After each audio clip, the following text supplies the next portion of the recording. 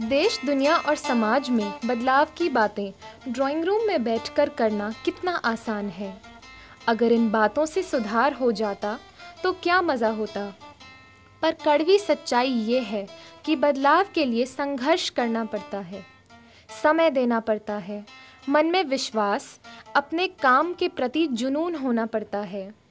तभी लिखी जाती है वो इबादतें जिन्हें सुनने सुनाने में भी रोमांच होता है।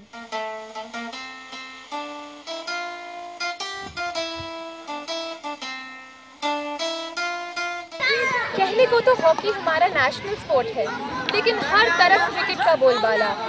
राजस्थान के एक छोटे से गांव मंडावर के एक रेतीले मैदान पर एक औरत ने वो बदलाव शुरू किया है जिसे हम सब देखना चाहते थे। जरा नजर डालें इस धूल भरे मैदान पर।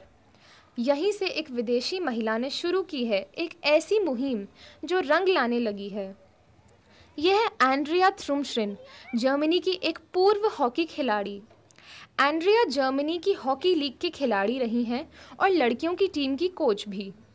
वो बर्लिन में अपनी ट्रैवल एजेंसी चलाती हैं और जनवरी 2009 में पहली बार भारत घूमने आईं, अपने मित्र दिलीप सिंह के रिश्तेदार चंदू के गांव मंडावा। 4000 की आबादी के इस गांव में बच्चों को स्कूल के बाद गलियों और खेतों में भटकते देख उसे लगा कि यहाँ खेलों के लिए कुछ होना चाहिए। चूंकि वो एक हॉकी खिलाड़ी हैं, उसने ठान लिया कि वो बच्चों को hockey सिखाएंगी।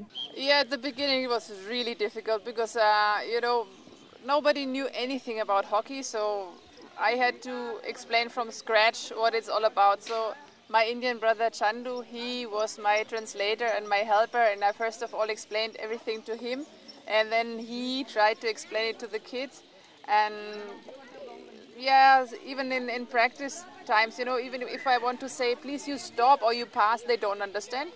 So I was really helpless. So what I did, I was thinking what I do. I bought these shirts in different colors. So I learned the colors in Hindi. These were my first words to start. And I made small groups, and then I could say safed here and hara there and lal in this corner. लेकिन यहाँ खेलने से पहले warm up का तरीका कुछ अलग है। सबसे पहले मैदान पर बैठी गायों को भगाया जाता है और फिर वहाँ बिखरे गोबर को साफ किया जाता है। तब शुरू हो पाती है हॉकी। खेलने के पहले गाय को भगाते हैं और फिर गोबर साफ करते हैं। बच्चों को हॉकी खिलाना इतना आसान नहीं था। अगर गांव के नज़रिए से देखें तो बिल्कुल भी नहीं। हॉकी खेलना बहुत महंगा था। जहां 22 लड़के 2 बल्ले और 1 गेंद के सहारे क्रिकेट खेल सकते हैं, वहीं हॉकी में हर खिलाड़ी के हाथ में स्टिक देना एक महंगा सौदा था। एंड्रिया ने शुरुआत में स्टिक खरीदी और बच्चों की ट्रेनिंग शुरू की, लेकिन वो अकेली इसका खर्चा उठा नहीं पा रही थीं। तब उसने मदद ली जर्मनी में अपने दोस्तों और साथी खिलाड़ियों से। चंदा इकट्ठा करने के लिए एंड्रिया जून 2010 में बर्लिन में बच्चों के हॉकी टूर्नामेंट में राजस्थानी कच्ची घोड़ी और साफे लेकर पहुंची। घोड़ी की सवारी और साफा बांधने की प्रतियोगिता करवा के चंदा इकट्ठा किया। उस पैसे से बच्चों के लिए जूते और स्टिक खरीदे।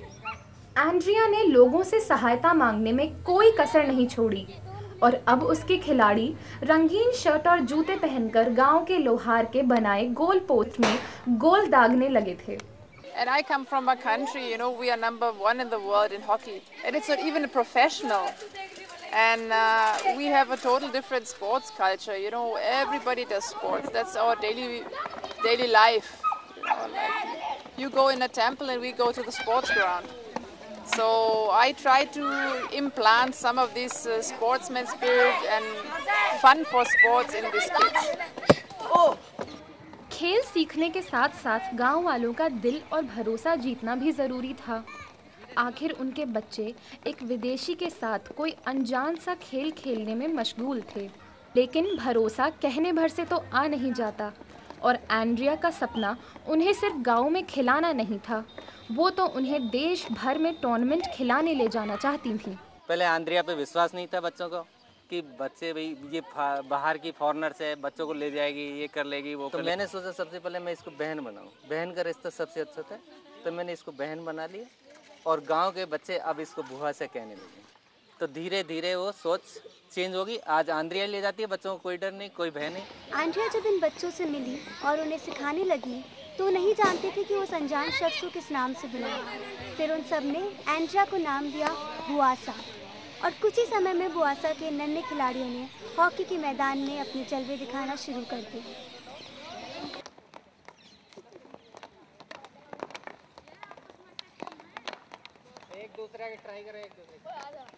नंगे पैर घूमने वाले गांव के बच्चों के लिए जूते पहनकर दौड़ना और आस्टूस टर्फ पर हॉकी खेलना सपने जैसा था। इसके लिए आंद्रिया उन्हें हर संडे 150 किलोमीटर दूर जयपुर ले जाती है। सरकारी लाल फीताशाही से जब जब अनुमति मिल जाए, आंद्रिया बच्चों को ट्रेन में बैठाकर जयपुर के सवाई मानसिंह स्टेडियम पर प्रैक्टिस करवाने ले जाती हैं। लेकिन फिर भी जब उन्होंने जयपुर के डीपीएस स्कूल में अंडर 14 टूर्नामेंट में अपना पहला मैच खेला, वो 6-0 से हार गए। लेकिन इस हार से कोई मायूस नहीं था, क्योंकि ये हार नहीं, उनके लिए एक अनुभव था। और अब ज़रा सुने इन बच्चों से कि ये कहाँ कहाँ जीत कर आए हैं। भीलवाड़ा, जयपुर और लखनऊ यहाँ पे गए हुए हैं। अच्छा खेला था, जीते भी थे हम,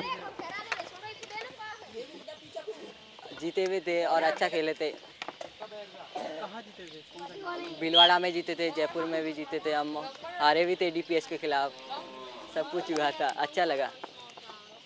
पहली बार हम खेले तो अच्छा लगा था। वहाँ पे एस्ट्रोटर्फ था, हम यहाँ पे डस्ट के ग्राउंड पे खेलते थे, बहुत अच्छा लगा वहाँ पे। हमने सोचा कि ऐसा मौका बार बार आए। हम सोचते हैं कि इंडिया के प्लेयर बने तो बार बार खेलने को मिलेगा। इन नन्ही आँखों को आंद्रिया ने सपने देखना सिखाया, और अब सपने काफ़ी बड़े हो गए हैं।